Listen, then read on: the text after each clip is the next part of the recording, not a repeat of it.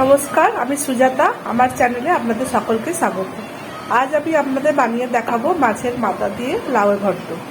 লাউ ঘন্ট বানানোর জন্য আমি এখানে এক বাটি লাউ এরকম সরু সরু করে কুচিয়ে নিয়েছি।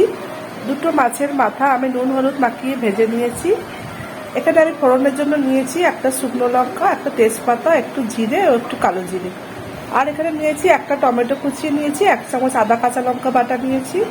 এখানে আমি স্বাদের জন্য অল্প হাফ চামচ মতো জাগেরি পাউডার নিয়েছি। আর লাগছে আমার নুন, হলুদ ও জিরে গুঁড়ো। চলুন রান্নাটা আপনাদেরকে করে দেখাচ্ছি। রান্নাটা আমি সর্ষের তেলে করব। এখানে আমার তেল গরম করতে দিয়ে দিয়েছি। এবার আমি ফোড়নটা দিয়ে দেবো।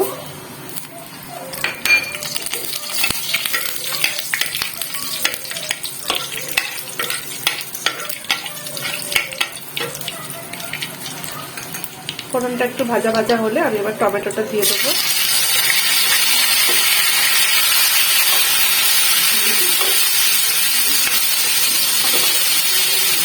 এবার আমি 1 চামচ আদা বাটা দিয়ে দেবো।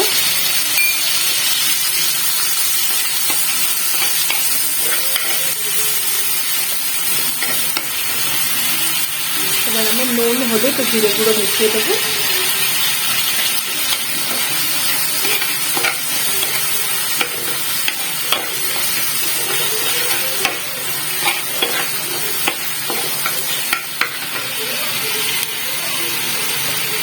এবার আমি লাউটা মিক্স করে দেবো।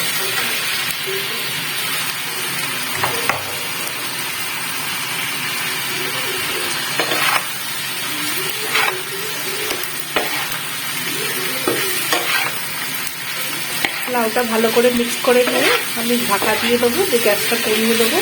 লাউ থেকে আমার অনেকটা পরিমাণ জল বেরিয়ে আসবে। 10-15 মিনিট সেদ্ধ হতে দিয়ে তারপর আমি ঢাকাটা খুলে মাছের মাথাটা অ্যাড করবো। দেখুন এখানে আমার লাউটা কষিয়ে নেওয়া হয়ে গেছে। এবার আমি দুটো কাঁচা লঙ্কা ছিঁড়ে রেখেছি, সেটা দিয়ে দেবো এবং ঢাকা দিয়ে দেবো। এবার আমি গ্যাসটাকে সিমে করে দেবো। দেখুন 10 মিনিট পরে আমি ঢাকাটা খুলে দেখবো। আমার লাউ হাফ সিদ্ধ হয়ে এসেছে। এবার আমি মাছের মাথাটা অ্যাড করে দেবো।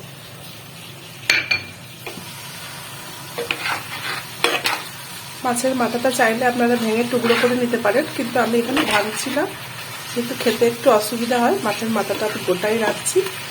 গ্যাসটা আমি আবার এই পর্যায়ে কমিয়ে ঢাকা দিয়ে রেখে দেবো। দেখুন মাছের মাথাটা দিয়ে 5 মিনিট আমি ওয়েট করে ঢাকাটা খুলবো। এবার আমার লাউ একদম সিদ্ধ হয়ে গেছে, মাছের মাথাও সিদ্ধ হয়ে গেছে। এবার আমি জাগেরি পাউডারটা মিশিয়ে নিয়ে মিক্সড করে নামিয়ে দেব। আমার তরকারি কমপ্লিট।